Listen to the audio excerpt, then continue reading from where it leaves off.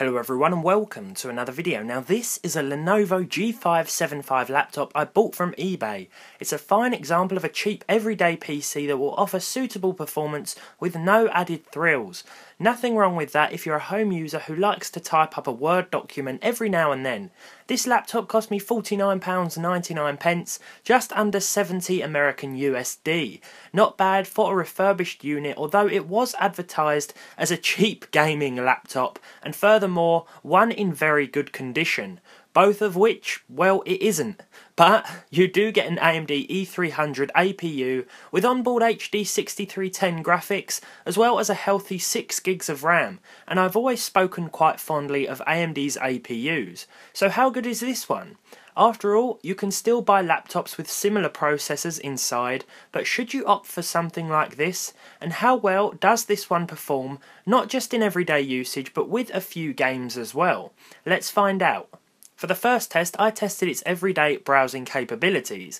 I used it for a couple of hours, which included a little bit of video watching, and I have to admit that this may be a regular occurrence. Microsoft's Edge browser actually ran the fastest on this thing, and loading up YouTube to stream an HD video worked almost flawlessly, albeit with a bit of lag as the page finished loading. That probably may not be acceptable for a lot of you in the modern day world of computing, and I've used worse desktop systems that have handled Windows 10 better, but it might be the OS that's actually slowing us down here, as this laptop was originally designed for Windows 7.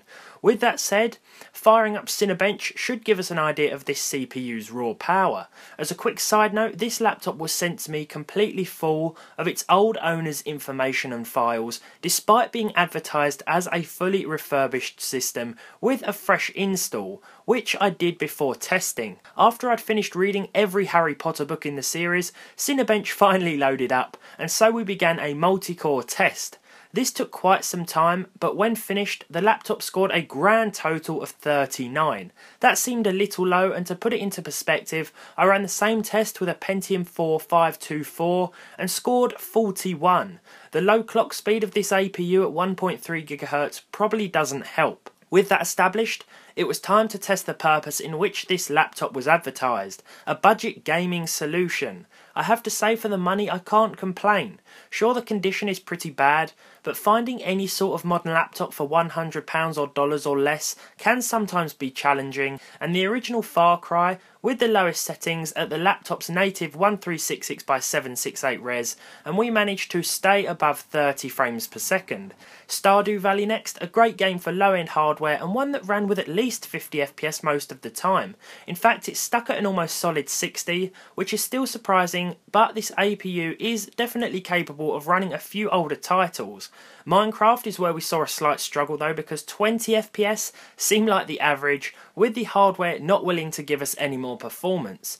Some of you may remember I bought this external graphics card adapter, which allows you to hook up a desktop GPU to a laptop, and in this case, because of the weak processor, even attaching a 5750 made next to no difference, and when I hooked up my GTX 1060 out of interest, the stuttering was unbearable, which improved average performance, but reduced 1% and 0.1% lows, deeming the same titles almost unplayable. To conclude, a laptop with a low-end APU like this is, as it happens, okay for browsing and very light gaming. If you can find an APU-based machine for less than $100 or pounds, it may be worth it, as you still get enough power at the price point, but only if a laptop is a must-have for you, because even a used $100 desktop built with 10-year-old parts would blow this thing out of the water.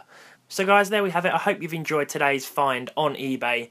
If you did, leave a like down below. Leave a dislike if you didn't. Let me know what you think about the APU in this laptop, as well as whether or not you've experienced AMD's lower end APUs and what you thought of performance. Subscribe to the channel if you haven't done so already, and hopefully I'll see all of you in the next one.